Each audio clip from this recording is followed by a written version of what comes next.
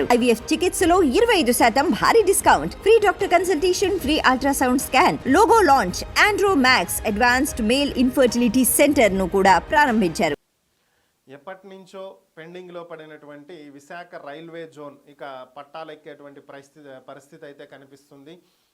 గత కొంతకాలంగా Visakha railway zone demand అనేది చేస్తూనే ఉన్నప్పటికీ కూడా కేంద్రం ఇప్పటి వరకు దాని మీద ఎటువంటి స్పందన ఇవ్వలేదు. అయితే ఈరోజు ఉదయం కేంద్ర రైల్వే శాఖ మంత్రి అశ్విని వైష్ణవ్ మాట్లాడుతూ విశాఖ రైల్వే జోన్ని ఏర్పాటు చేయబోతున్నామని, గతంలోనే లిమిట్స్ అన్నీ కూడా ప్రకటించినప్పటికీ కూడా ఇక్కడ విశాఖ రైల్వే జోన్ కార్యాలయం ఏర్పాటు చేయడానికి ప్రభుత్వం కేటాయించినటువంటి 52 ఎకరాల స్థలంలో నీళ్లు నిలిచేటువంటి స్థలం అవటంతో వేరొక స్థలం కేటాయించమని చెప్పి అడగటం జరిగిందని, ఇప్పటి వరకు దాని గురించి ప్రభుత్వం పట్టించుకోలేదని, అయితే ఇప్పుడు కొత్తగా వచ్చినటువంటి ప్రభుత్వం